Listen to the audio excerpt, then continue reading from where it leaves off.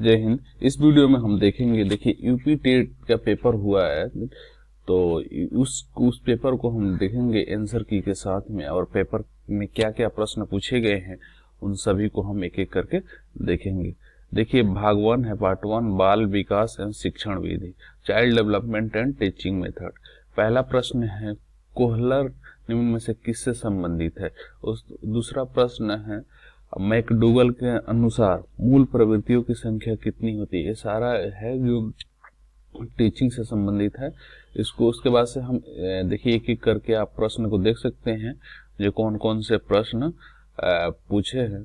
तो हम इस वीडियो में डिस्कस करेंगे मैथ्स के और इंग्लिश के, और दिया गया है देखिए a/3 बराबर b/4 is equal to c/7 दिया गया है। तो a plus b plus c का मान ज्ञात करना है आपको। तो सीधा से कुछ नहीं, a के नीचे जो लिखा है उसको नीचे वो कर लीजिए, जिसके नीचे जो लिखा है उसी का वैल्यू मान लीजिए, वही होता है 3 + 4 + 7 कितना होगा, 7 7 14, और c कितना है 7 है।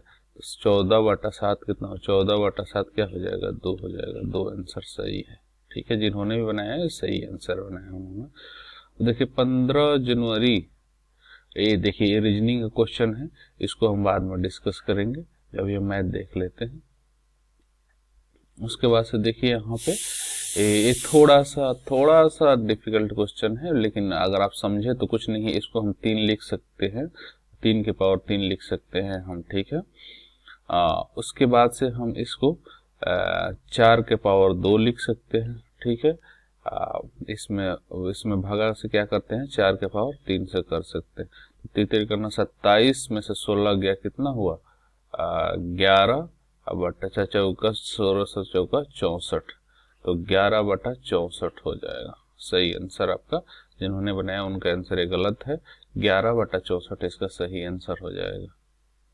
ऐसे इसको हमने कैसे लिखा हम बता रहे हैं। देखिए यहाँ पे 1/3 लिखे, 1/3 के पावर 1/3 नीचे आ जाएगा, जैसे 3 है ना तो 1/3 हो जाएगा, ऐसे हो जाएगा। ठीक है, जब हम इसको ऊपर करेंगे तो सिर्फ 3 के पावर 3 हो जाएगा ऐसे। ठीक है, उसके बाद से देखिए यहाँ पे अगला प्रश्न है एक त्रिभुज की रचना करने के लिए संभव भुजाएं हैं। संभव तो आपको पता होना चाहिए, त्रिभुज के 2 भुजाओं का योग तीसरी भुजा से बड़ी होती है।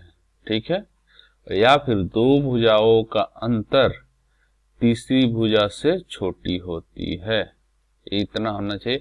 अब इसमें से हम किसी को भी रख लेंगे, जैसे 6 और 3 9, और तीसरी कोई भी 2 भुजा जोड़ ले, तो या फिर कोई 2 भुजा घटा लें, दोनों अगर कंडीशन वो सेटिस्फाई होता है तो फिर जो होगा वो आंसर आपका होगा। ठीक है, अब देखिए यहाँ पे 95 नंबर क्वेश्चंस को 95 नंबर में देखिए 3√3, 3√4, 4√5, 3 के पावर 1/2, 4 के पावर 1/3, 5 के पावर 1/4। ठीक है, अब इस तरह के प्रश्नों को बनाने के लिए मैं सबसे बेस्ट मेथड बताता हूँ। देखिए 2 4 3 और 4 का एलसीएम निकाल लीजिए, तो 3 के पावर क्या हो जाएगा 6 हो जाएगा, और 3 का पावर 4 का पावर क्या हो जाएगा 3 हो जाएगा।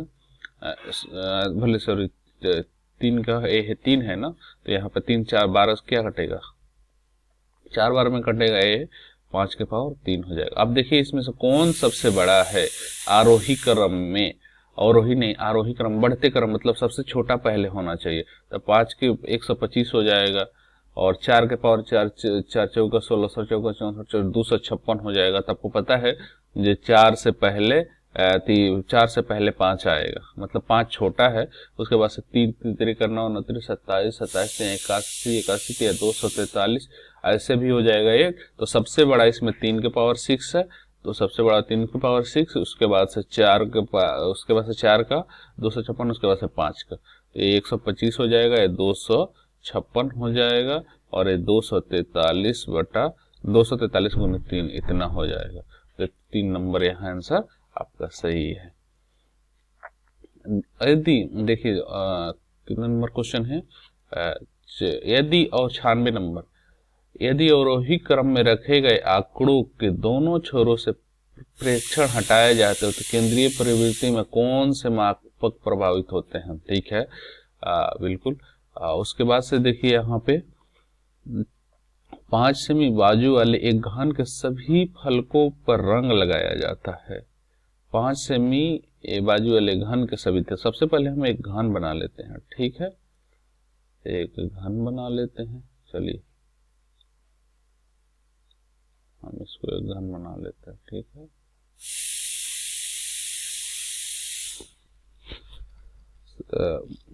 सभी फलकों पे रंग बनाया जाता है, ठीक है। इस 1 सेमी देखिए, तो इसको 5 बराबर भागों में बांटना होगा हमें। इस तरह से हम बांटेंगे तो लगभग इसके घन काटा जाता है। तो 1 सेमी वाले कितने घन, केवल एक ही फलक पर रंग होगा, एक ही फलक पर। तो जैसे हमने माना, ये देखिए यहाँ पे एक फलक ये है, ठीक है। तो ऐसे ऐसे कितने फलक है? 1 2, एक ऊपर एक नीचे 2, एक इधर 2 4 और 2 6 फलक है, घन का 6 फलक है, ठीक है। सॉरी 1 2 3 4 2 2 4 2 6 फलक, ठीक है, बिल्कुल 6 फलक है। अब इसको हम 1 सेंटीमीटर में काटते हैं। तो देखिए 1 2 3 4 5, देखिए 1 centimetre 1 centimetre 1 centimetre 1 centimetre 1 centimetre, ठीक है, 5 सेंटीमीटर में। ठीक उसी तरह से 1 2 3 4, देखिए 1 2 3 4, ये भी 1 सेंटीमीटर, ये भी एक, थोड़ा सा इसको मत मिलाएगा, पूरा मेजरमेंट करके मैं नहीं कर रहा।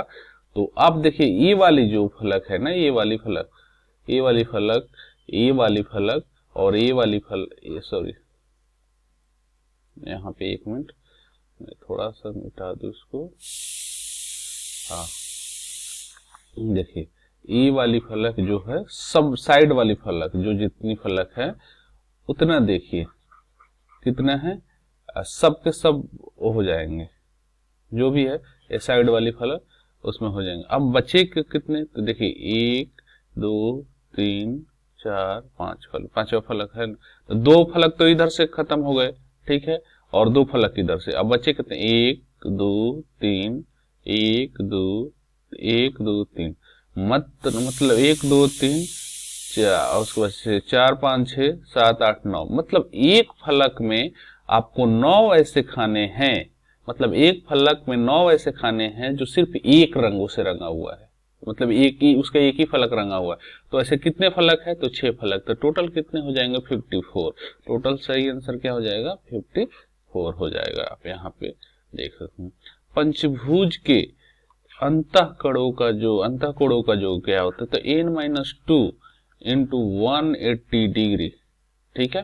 तो अब देखिए पंचभुज है तो 5 भुजा n-2 गुने 180 डिग्री, तो कितना हो जाएगा? 3 गुने 180, 18 54, कितना हो जाएगा? 540 डिग्री हो जाएगा, ठीक है।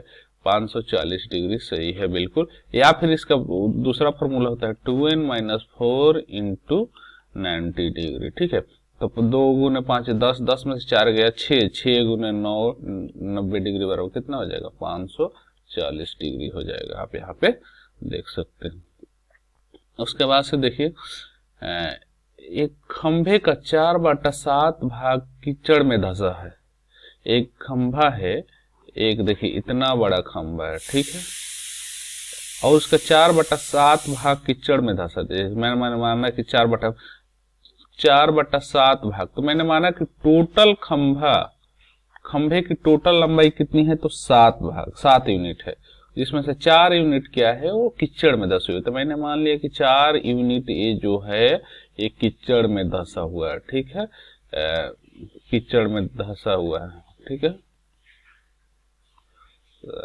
धंसा हुआ है, ठीक है, कीचड़ में धंसा हुआ है। अभी कितना बचा? 3 यूनिट। अब जब धंसे हुए खंभे को बाहर खींचा जाता है तो पाया गया कि 8 मीटर माप का खंभा अभी भी कीचड़ में है। खंभे की पूरी माप कितना होगा। ठीक है,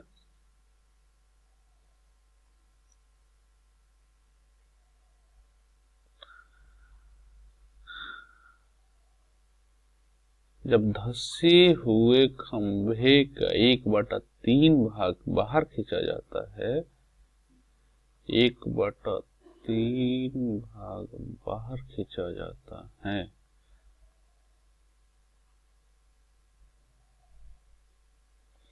देखिए दशा कितना है, 4 है, तो 4 का 1/3 भाग बाहर खींचा जाता है, यानी बचा कितना है, 2/3 भाग बचा है। मतलब 4/3 का 2/3 भाग, मतलब देखिए एक कैसे हुआ, यहाँ पे थोड़ा सा टेक्निकल है, थोड़ा सा टेक्निकल है। देखिए यहाँ पे जैसे ये वाला क्या है, 4 भाग है, ये 4 भाग है, और ये क्या है, 3 भाग है। ठीक है, तो 4 भाग का 1/3 भाग खींचा जाता है, 4 भाग का 1/3 भाग खींचा जाता है, और देखिए 4 यूनिट का 1/3 भाग खींचा जाता है, तो पाया जाता है कि अभी 8 मीटर खंभा अभी और भी कीचड़ में है। तो यानी 4 यूनिट का 1/3 भाग खींच लिया गया, तो कितना बचा, 4 यूनिट का 2/3 भाग बचा, और बचा कितना है ओरिजिनल में, तो 8 मीटर बचा हुआ है, 8 मीटर अभी भी है, तो 8 मीटर कितना हो जाएगा, 4 दूना 8 से 4 दूना 8 कट गया, एक यूनिट बराबर क्या, 7 मीटर हो जाएगा। तो टोटल खंभे की लंबाई 3 मीटर हो जाएगा, तो टोटल खंभे की लंबाई कितनी है, तो 60 यूनिट है। ध्यान रखिएगा या यूनिट में है, 7 यूनिट है, 7 यूनिट है, जबकि एक यूनिट की वैल्यू कितना है, तो 3 मीटर है। तो 7 यूनिट की वैल्यू क्या हो जाएगी, तो 7 गुने 3 क्या हो जाएगा, 21 मीटर हो जाएगा। ठीक है, थोड़ा सा टेक्निकल है लेकिन मजेदार क्वेश्चन है। ठीक है, अब देखिए अगला प्रश्न, 100 नंबर प्रश्न देखिए, A and B can do a work in 12 days and B and C can do a work 15 days। उसके बाद से C and E can do the same work, C and A can do the same work in 20 days। How long A total, कितना A अकेले उसी काम कितने दिन में कर सकता है अलग से। ठीक है, तो सबसे पहले इसका एलसीएम ले लें, कितना हो जाएगा, 60 हो जाएगा, तो 12 पचे 60, 5 जो का 60, 20 दिए 60।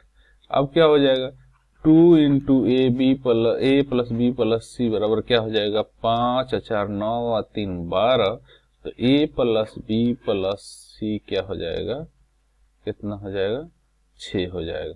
मतलब ए प्लस बी प्लस सी एक दिन में 6 यूनिट काम करते हैं, हमने निकाल लिया। अब हमें क्या निकालना है, ए अकेले उस काम को कितने दिनों में करेगा। टोटल काम कितना है, 60 है, टोटल काम कितना है, 60 है यहाँ पे टोटल काम, और ए अकेले उस काम को कितने दिनों में करेगा। तो हम बी और सी के एफिशिएंसी ले लेते हैं, तो बी और सी कितने दिन, एक दिन में कितना काम कर रहा है, 4 यूनिट कर रहा है, और बी और सी किसी काम को एक दिन में 4 यूनिट काम कर रहा है, और हमें ए भी पता है कि ए बी और सी एक दिन में 6 यूनिट काम कर रहे हैं। तो यहां से हम निकाल सकते हैं कि ए एक दिन में 2 यूनिट काम करेगा।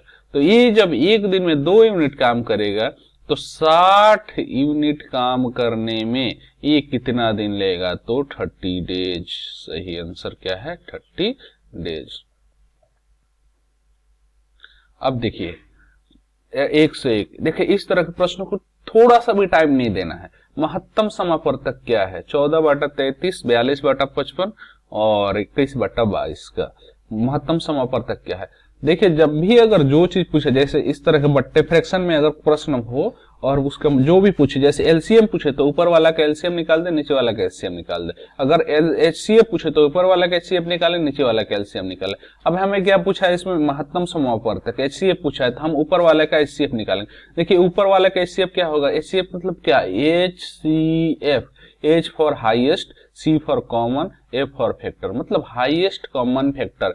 14, 42 और 21 में हाईएस्ट कॉमन फैक्टर क्या है, देखिए 14 को हम क्या लिखते हैं, 7 गुने 2, 7 गुने 6, और 21 को क्या लिख सकते हैं 7 गुना 3। अब देख रहे हैं सबसे हाईएस्ट कॉमन क्या है, सब में 7 है, तो यानी इससे तो कंफर्म हो गया कि सबसे ऊपर क्या होगा, न्यूमरेटर क्या होगा 7 होगा। अब देखिए सबसे पहले आप ऑप्शन देखिए, न्यूमरेटर किसका 7 है, एक ही ऑप्शन है, पहला ऑप्शन है जिसमें न्यूमरेटर 7 है, आंसर हो गया बिना एलसीएम निकाले ही ऑटोमेटिक। नहीं आपको पता, आप कह रहे होंगे कैसे गलत हो सकता है, तो फिर मैं आपको ऐसा यहाँ पे बता दे रहा हूँ प्रूफ, लेकिन एग्जाम में सिर्फ आपको ऐसा देखना है कि न्यूमरेटर क्या है 7 है, जिसका एक ही अगर ऑप्शन है तो उसको क्लिक करके आगे बढ़ जाना है, ठीक है। अब देखिए यहाँ पे 33 है, तो 33 को क्या लिख सकते हैं, 3 गुने 11, 11 गुने 5 55 को लिख सकते हैं, और 11 गुने 2 इसका लिख सकते हैं, क्या बोलते हैं 22 को। अब देखिए 11 तो सब में कॉमन है, तो 11 तो हम ले ही लेंगे, ठीक है, 11 तो सब में कॉमन है तो 11 हम ले ही लिए। अब इसमें देखिए, इसमें 3, इसमें 5, इसमें 2, तो 3 5 15, 15 दूना 30, 30 गुने 11 का 11 3 33, 330 हो गया। देखिए आ गया 7/330, सही आंसर। तो कैसे भी निकाले, आपको मतलब थोड़ा सा सोचना होगा कि आप कैसे प्रश्नों को हैंडल कर रहे हैं। देखिए ये भी प्रश्न बड़ा मजेदार है, बिना पेन का प्रश्न बनने वाला है। देखिए स्क्वायर रूट ऑफ 7 + 2 रूट 10। अब यहाँ पे क्या करना है हमें, देखिए हम 10 को ऐसे भागों में करें चाहे उसका स्क्वायर करके हमें 7 प्राप्त हो, तो हमें सीधा पता चल रहा है √5 गुने √2 क्या होगा, √10 हो जाएगा, और √5 का स्क्वायर प्लस √2 का स्क्वायर क्या होगा, 5 + 2 बराबर क्या हो जाएगा 7 हो जाएगा। यानी हम दोनों कॉमन सेटिस्फाई हो तो √5 + √2 सही आंसर हो जाएगा। तो हम √10 को क्या √5 × √2 लिख देंगे, तो हमारा इक्वेशन होगा √5 का स्क्वायर A² √2 का स्क्वायर B² प्लस 2 गुने √5 × √2। अब देखिए यहाँ पे A² plus B² plus 2AB। अब हमारा क्या हो जाएगा √5 प्लस √2 का स्क्वायर। अब इसका स्क्वायर रूट पूछा है तो स्क्वायर रूट फिर ए हो जाएगा, √5 प्लस √2 हो जाएगा, ठीक है। अब आगे बढ़ते हैं। देखिए बिना पेन वाला प्रश्न था, ठीक है। अगला प्रश्न देखिए यहाँ पे कौन सा है, एक वर्ग और एक समबाहु त्रिभुज की भुजा ओवैनिष्ठ है, ठीक है। देखिए क्या है मामला यहाँ पे, देखिए A² है और एक वर्ग और एक समबाहु त्रिभुज की भुजा उभयनिष्ठ है। तो ये जो माना कि वर्ग की भुजा ए है तो समबाहु त्रिभुज की भुजा ए है, ठीक है। यदि त्रिभुज की भुजा एक भुजा 4/3 सेंटीमीटर लंबी है तो इस आकृति का परिमाप क्या होगा, इस आकृति का परिमाप क्या होगा। त्रिभुज की भुजा 4/3 सेंटीमीटर लंबी है, एक 4/3 सेंटीमीटर, तो ये बराबर क्या है 4/3, तो सारी चीजें 4/3 तो कितने हो गए 1 2 3 4 5 हो गए ना 5, तो 4/3 गुने 5 20/3 हो जाएगा। 4/3 गुने 5 4 5 20/3, 20/3 को हम क्या लिख सकते हैं, तो 6 सही 2/3, बिल्कुल इनका गलत है जिन्होंने भी बनाया है इस प्रश्न को। 36 18 2 20, 20/3 सही आंसर होगा। अब देखिए ये भी प्रश्न बड़ा ही मजेदार है और मतलब विद इन सेकेंड बनने वाला प्रश्न है।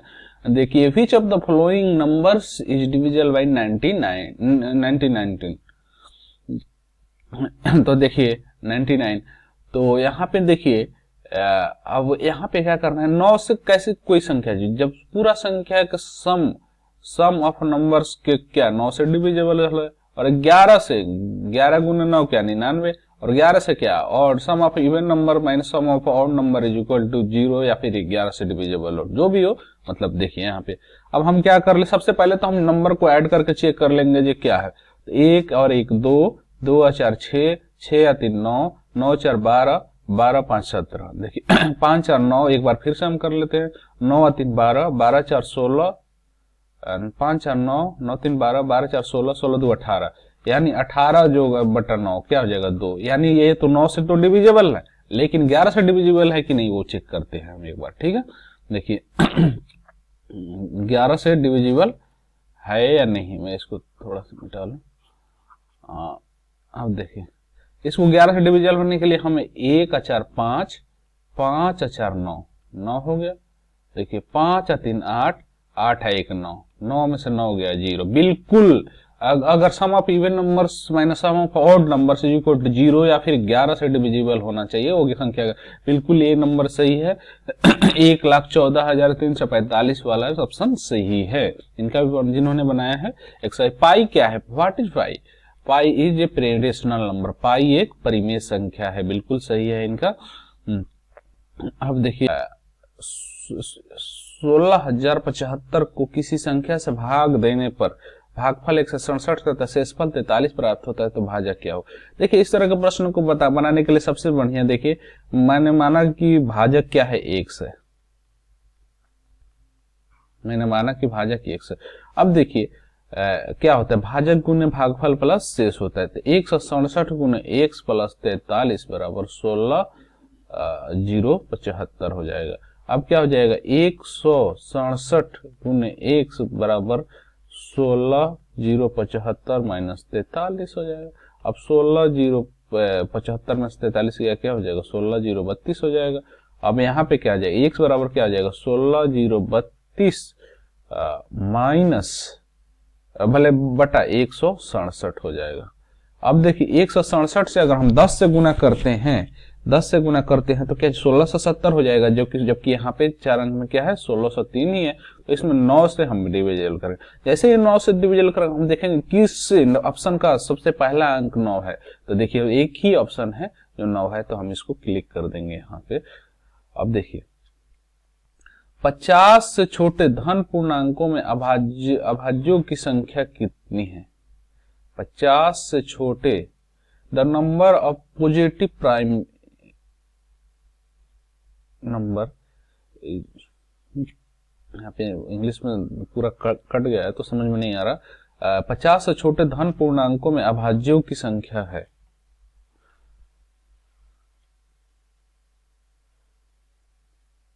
पचास से छोटे धन पूर्ण हम यहाँ पर 1 होगा, 3 होगा, 5 होगा, 7 होगा,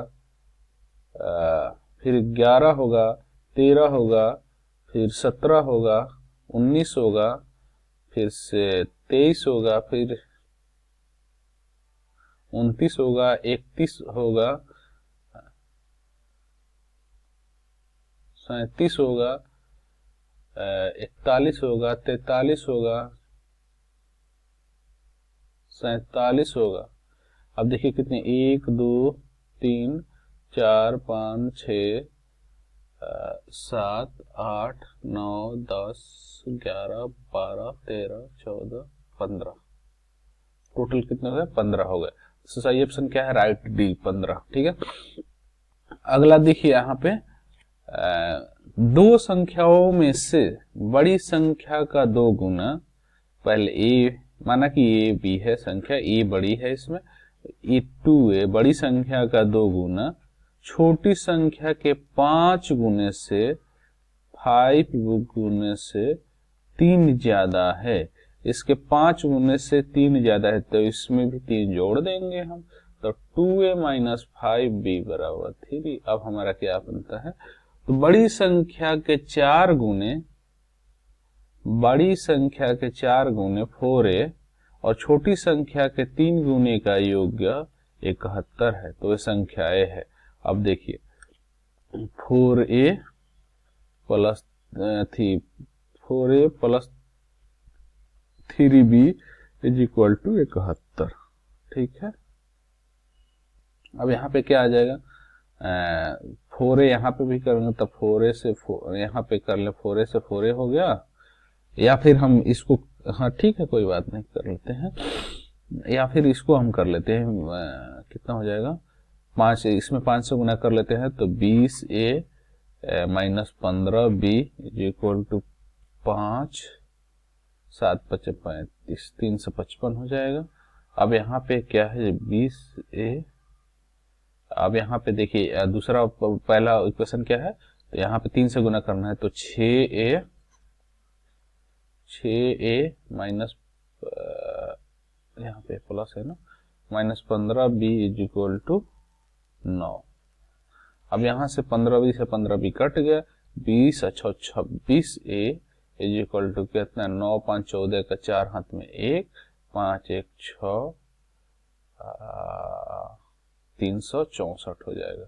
तो 26 क्या हो जाएगा, 26 से कम 26, 10 हो गया, 26 चौका 104, ए बराबर क्या हो जाएगा, 14 हो जाएगा।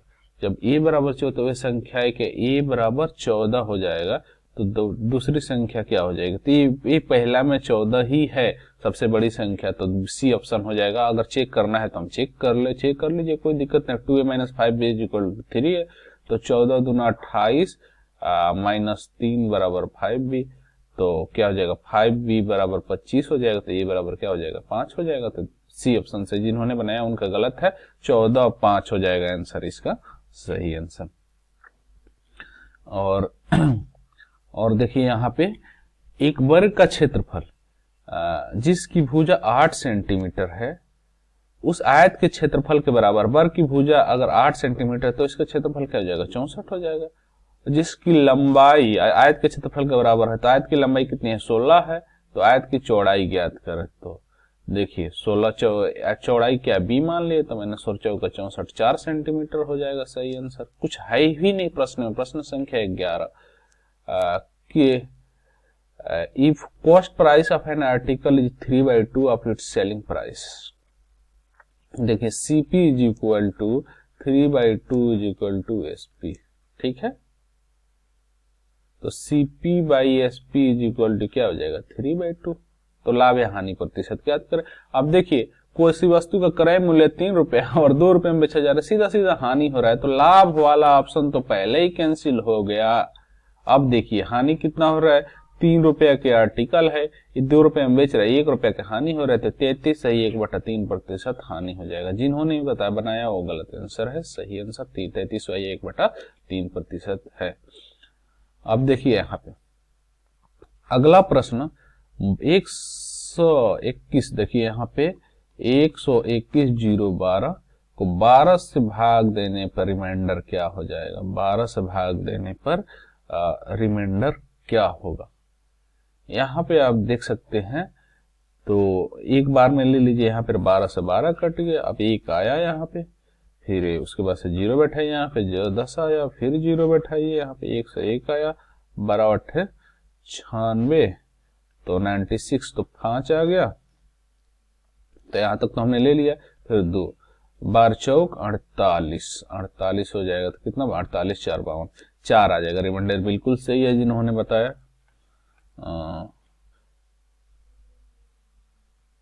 इसको तो हमने देख लिया, इस प्रश्न को सेम प्रश्न है, सेम ही स्कैन हुआ है। अब इसका 15 था और सेमी क्वेश्चन तो अभी हमने बनाया 14 5 इसका है, और इसका 4 सेंटीमीटर है, और इसका 33 सही 1/3% है, और इसका 4 है, बिल्कुल सही है। अगला प्रश्न है, ये समानांतर माध्य है। देखिए ये इक्वेशन है, इसमें तो कुछ करना ही नहीं है। अगला प्रश्न देखिए, यदि दो संख्याओं का अंतर तथा गुणनफल क्रमशः 5 तथा 36 है, यदि दो संख्याओं का अंतर तथा गुणनफल 5 तथा 36 है, दो संख्याओं का अंतर, तो a - b बराबर 5 और a × b बराबर 36, फिर 36 है, ठीक है। अब सीधा 9 × 4 मान लीजिए, 9 चौका 36, 9 - 4 5 हो जाएगा, तो उनके व्युत्क्रमों का अंतर, तो 1/9 - 1/4 क्या हो जाएगा, तो 36 एलसीएम हो जाएगा, और 36 एलसीएम हो जाएगा, यहाँ पे 5 - 4 हो जाएगा, 9 - 4 हो जाएगा, क्या होगा 5/36 हो जाएगा, सही आंसर। इसको मैं मजेदार तरीके से बनाता हूं। देखिए अगर मैंने माना कि एक संख्या a है, दूसरी संख्या b है, तो इसके व्युत्क्रम का अंतर क्या हो जाएगा, a - b, a1/a - 1/b। अब क्या हो जाएगा, देखिए एलसीएम क्या हो जाएगा, ab a - b। अब देखिए यहाँ पे सेम चीज दे रखा है, कुछ बनाना ही नहीं है, दो संख्याओं का अंतर 5 है, तो 5 दो संख्याओं का अंतर, यहाँ पे दो संख्याओं का अंतर क्या है, a माइनस बी, तो a माइनस 5, और दो संख्याओं का गुणनफल क्या है, तो 36 है, तो 5/36। सीधा सीधा आंसर प्रश्न में ही उत्तर दे रखा है, आप अगर समझे तो। मैं इसलिए इसको पहले पूरा फुल मेथड से बनाया और फिर तब आपको यहाँ पे इसको बताया, ठीक है। अब देखिए यहाँ पे अब आ गया प्रश्न आपका जी के 20वीं सदी के स्वशिक्षित भारतीय गणितीय प्रतिभावान कौन थे, तो 20वीं सदी के मेरे अनुसार से श्रीनिवास रामानुजन होंगे। देखिए उसके बाद से देखिए किसी कमरे की चारों दीवारों का क्षेत्रफल, अर्थात चारों दीवारों का क्षेत्रफल लंबाई उसकी चौड़ाई की दुगुनी, चारों दीवारों का क्षेत्रफल 660 सेंटीमीटर स्क्वायर है, लंबाई उसकी चौड़ाई की दुगुनी है। यदि कमरे की ऊंचाई 11 सेंटीमीटर है तो छत का क्षेत्रफल ज्ञात करें। कमरे का चौड़ाई दुगुनी है, कमरे के चारों दीवारों का क्षेत्रफल। देखिए यहाँ पे हम फॉर्मूले का यूज करेंगे। कमरे के चारों दीवारों का क्षेत्रफल क्या होता है, 2 गुने ऊंचाई हाइट, 2 इंटू हाइट इंटू लंबाई प्लस चौड़ाई होता है, ठीक है। 2 इंटू हाइट इंटू लंबाई प्लस चौड़ाई। अब हमारे पास क्या है, लंबाई के 2 इंटू हाइट क्या है 11 है, और लंबाई प्लस चौड़ाई क्या है, तो लंबाई क्या है हमारा 2b है, और चौड़ाई क्या है तो b है, चौड़ाई तो b ही है। तो अब ये कितना है 660 सेंटीमीटर, 660 मीटर स्क्वायर है, तो क्या हो जाएगा 11 दूना 22, 22 तिया 66, तो 30 हो जाएगा, 30 metre square. 3b is equal to 30, तो b इज इक्वल टू क्या हो जाएगा, तो b इज इक्वल टू क्या हो जाएगा 10 मीटर हो जाएगा, ठीक है। b is equal to 10 metre, मतलब कमरे की चौड़ाई आ गई, तो कमरे के तो उसकी छत का क्षेत्रफल क्या होगा, तो देखिए कमरे का छत का क्षेत्रफल क्या होगा, तो जैसे एक कमरा है आप देख रहे होंगे तो कमरे का छत के क्षेत्रफल क्या होते हैं, ये देखिए मैं आपको पूरा बनाकर दिखाता हूँ यहाँ पे। तो ये मान लीजिए पूरा कमरा है, तो ये फर्श है, तो ये छत है, यानी फर्श के बराबर ही छत होगा ना, तो यानी एल और बी के हमें मतलब है, तो हमें तो बी तो निकल गया, एल क्या है 2b है, एल बराबर क्या है 2b, तो 2 गुने 10 क्या 20 हो जाएगा, तो कमरे का क्षेत्रफल क्या हो जाएगा 20 गुने 10 बराबर क्या 200 सेंटीमीटर, 200 मीटर स्क्वायर। सही ऑप्शन क्या हो जाएगा ए हो जाएगा, ठीक है। अगला प्रश्न देखिए यहाँ पे, अच्छा अब आ गया इन्वायरमेंटल स्टडी जाएगा, पार्ट 5 आ जाएगा यहाँ पे। देखिए सर्वाधिक जैव विविधता कहाँ पाई जाती है, उसके बाद से देखिए यहाँ पे अगला प्रश्न एलपीजी के संदर्भ का सत्य क्या है। उसके बाद से यहाँ पे आपको जो भी है यहाँ पे हम आप देख सकते हैं 23.5 डिग्री यहाँ पे जो भी है, और यहाँ पे सारी चीजें आप तो बना सकते हैं। मुझे लग रहा है शायद अब कुछ नहीं बचा है क्योंकि वीडियो काफी लंबा हो गया है। तो यहाँ पे आप देख सकते हैं, कोई मतलब बड़ा क्वेश्चन तो मेरे अनुसार से नहीं पूछा गया है।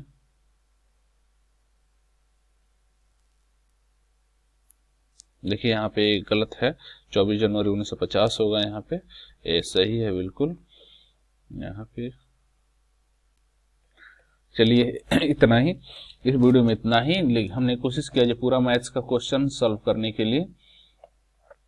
अगर और कोई भी डाउट है तो प्लीज आप वीडियो के नीचे कमेंट करके बताइए, और सभी पार्ट का हम वीडियो बना देंगे, ठीक है।